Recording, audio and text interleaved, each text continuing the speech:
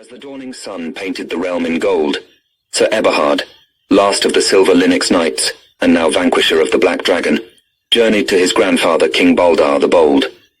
Astride his steed, he passed verdant fields and stirring villages, his gaze on the horizon, and the hope ahead for the realm free of the black dragon. The untamed path echoed his resolve, each hoofbeat pledging honor and ambition, with the rising sun bearing witness to his dawning era. The heralds had spread the news of the victory over the black dragon only a night past, and now the young man of just 16 has been summoned to the capital city and the royal court. As he approaches the imposing city walls, in the midday sun, the knight raises his head high, accepting the praises of the subjects lining the road to the main entrance of the city and over the impressive structure of the drawbridge, down to the large gate of the castle, only stopped briefly by the sentinel before entering the courtyard, to be greeted by his mother, the Princess Louisa. "Come quickly. You must prepare for the banquet. You are to be honored tonight," she said with a smile. In the grand hall of Garland, beneath a ceiling of painted constellations, stands a young knight of just 16 winters. His name? Eberhard, also known as the Silver Lynx. His silvery armor, gleaming under the chandelier's light, echoes his moniker. As Eberhard stands there, a flashback takes you to his years. A boy of but 10 winters, soaked in sweat, his body aching from relentless training, his sword heavier than his small frame, but his spirit unbroken.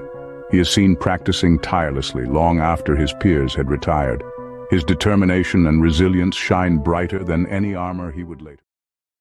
As the castle bell strikes its 6th time, the banquet hall is abuzz, waiting for the royal family and its new champion, Sir Eberhard. A hush falls over the great hall, and the guests rise, their eyes affixed to the top of the stairs, as the trumpets announce the royal. Taking their places, another flourish of the trumpets announcing the king, being accompanied by his grandson Sir Eberhard. The aged King Baldar, in a firm, unwavering voice, declares.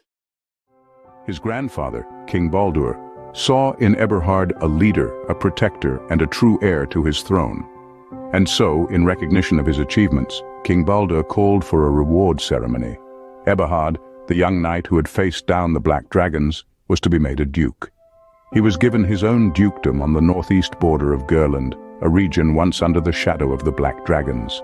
King Baldur rises from his throne, his voice echoing through the grand hall. "We gather here today to honor a true hero, a knight whose bravery and dedication have shown us the true meaning of courage. Eberhard, you stood tall against the black dragons. You held the line when others faltered. You brought victory to our kingdom when it was needed the most." The king's voice grows louder, more assertive. "In recognition of your valor, I hereby bestow upon you the title of Duke. You shall bear this title with the same honor and dignity with which you have served our kingdom." He raises his hand, pointing towards the grand map of Gerland on the wall. "Your dukedom shall be here, on our northeastern border. This land, once under the shadow of the black dragons, will now prosper under your watchful eye." With a wave of his hand, King Baldur concludes his speech, the hall erupting in applause. A new chapter in Eberhard's life begins, his journey from a knight to a duke, a protector of Gerland, now officially recognized and celebrated. As the applause subsides, our focus shifts to the Minister of State, an elder statesman with a keen intellect that belies his years.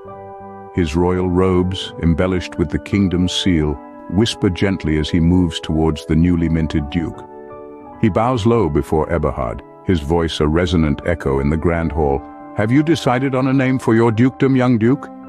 Eberhard, after a moment of contemplation, declares, "It shall henceforth be known as Freyland, in honor of my mentor, Sir Godfrey." A murmur of approval sweeps through the assembly, the significance of the chosen name not lost on them. The bond between a knight and his mentor, immortalized in the name of a dukedom. The voiceover kicks in, Freyland, a testament to the enduring legacy of a mentor and his student.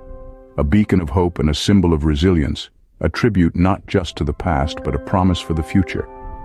As the voiceover concludes, the scene transitions to a grand overview of the newly named Freyland, a symbol of the legacy of a mentor and a student standing tall against the backdrop of the kingdom. Here we find ourselves once again in the majestic hall, returned to the pivotal point where our gallant knight ascends to the dignified title of a duke. As the celebratory banquet candles flicker their last, we pan to Prince Heinrich, a silhouette cast against the moonlit rampart.